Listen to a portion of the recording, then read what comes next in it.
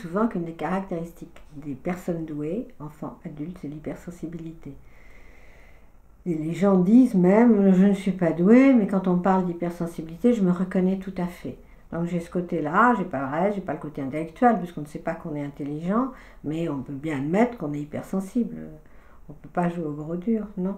Et là, cette hypersensibilité a un bon aspect, un aspect positif. Ça permet de comprendre les gens, ça permet de saisir, de ressentir une situation, de ressentir une personne, de savoir un petit peu comment elle va être et de s'adapter ou de réagir enfin en conséquence.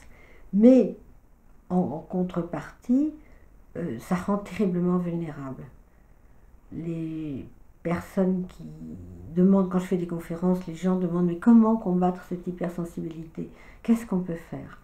Et il n'y a pas le remède clé idéal, celui qui va tout arranger, parce que ils ont tendance, par exemple, si on leur a on leur a fait des remarques, des critiques méchantes, ça tourne un petit peu en boucle. Ils reviennent dessus, mais pourquoi, mais qu'est-ce que j'ai fait, mais comment ça se fait, je dois être responsable, en plus avec cette façon de se sentir toujours un peu coupable, je dois être responsable, j'ai dû braquer quelqu'un, parce que pourquoi on m'a dit quelque chose d'aussi méchant, d'aussi destructeur. Ils sont blessés et ces blessures ne cicatrisent pas beaucoup. C'est comme des bleus qui resteraient, qu'on garderait comme ça très longtemps, ou des blessures qui n'arriveraient pas à cicatriser, qu'on ne peut pas oublier. Elles sont toujours là, elles se rappellent. À vous, si on les réveille, c'est encore pire.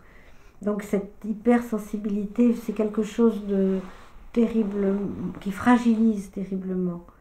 Elle permet évidemment, comme j'ai dit, de deviner les gens, d'être plus sensible à la beauté, de vibrer davantage avec les émotions, en écoutant une belle musique, en voyant... une dame m'avait parlé de son petit garçon qui voyait un coucher de soleil, s'était mis à pleurer en disant « Maman, c'est trop beau ».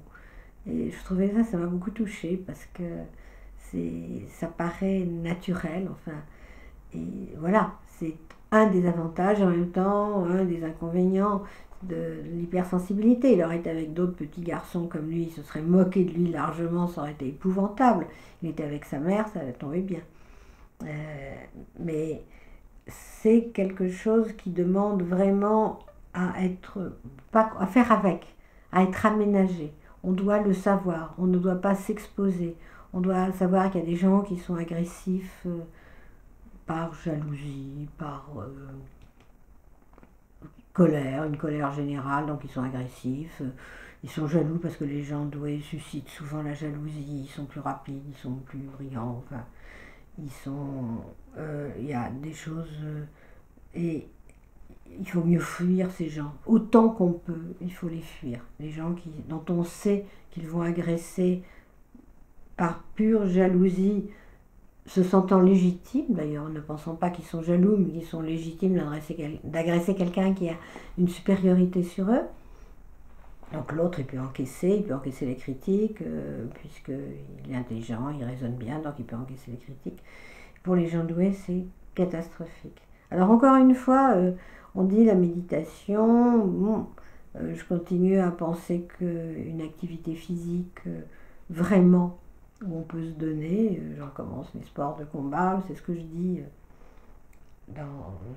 enfin ce que je préconise en général, quelque chose qui apprend sa maîtrise de soi, mieux comprendre l'autre, anticiper ce qu'il va faire, se positionner soi-même dans l'espace, c'est beaucoup plus sain que d'autres activités où on risque de ressasser.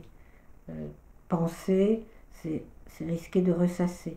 Et les personnes douées ont tendance à...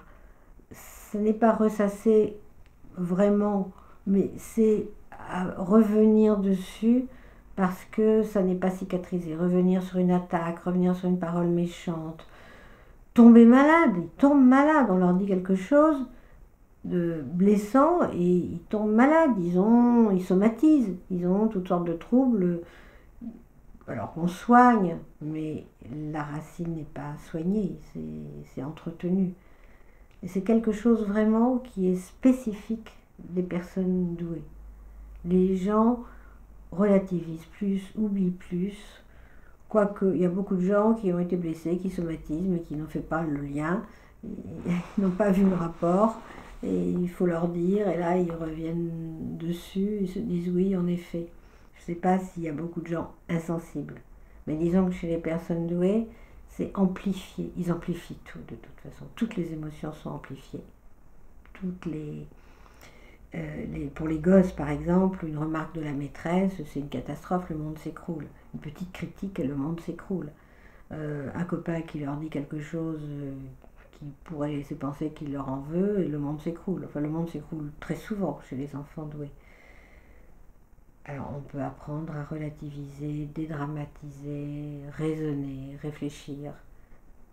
Mais il vaut mieux être aidé par des activités. Je dis pas par quelqu'un, mais par des activités. Des activités comme le théâtre aussi. Où ça, on joue le rôle de quelqu'un d'autre, on peut se récupérer plus facilement quand on joue le rôle de quelqu'un d'autre. Par exemple. Voilà.